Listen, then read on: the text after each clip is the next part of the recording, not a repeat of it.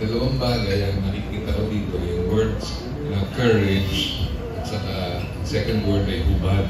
Yes. Parang this is a new bold step in your career. What can you say about those two landmark titles? Yes, Tito Ness. Ayun, unang-una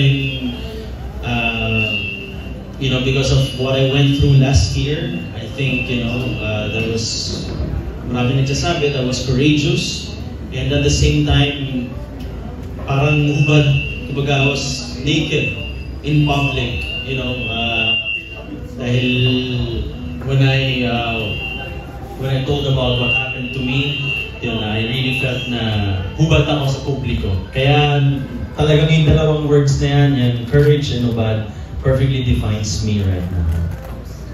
Yung hubad parang pinubaran. Yes. Ganun na yung context, no? Yes. Yung isang parang sexy, no? Parang yes. A lot of heavy breathing, marami siyang sexual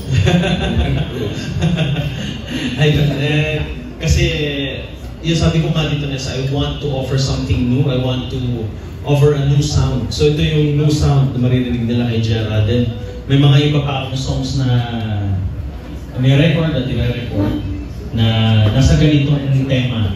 Kaya abangan nila yan. Una pa lang to, unang salvo pa lang itong movement. Thank you. Isa na lang, last na lang. Yung courage, paano mo ma-explain ko sa show? Anong klaseng songs ba ang kakantahin para ma-project yung theme na courage? Bale, I'll be courageous with the song choices that I'll be singing actually. Marami akong, kung itong hubad, unorthodox. Kumbaga marami rin akong unorthodox na mga songs na kakantahin sa concert na hindi nila typically naririnig sa akin. So, yun yung courage and then, the launch of Courage Movement as well. Yes. Ayun. Thank you, Gerald. Thank you. We would like to welcome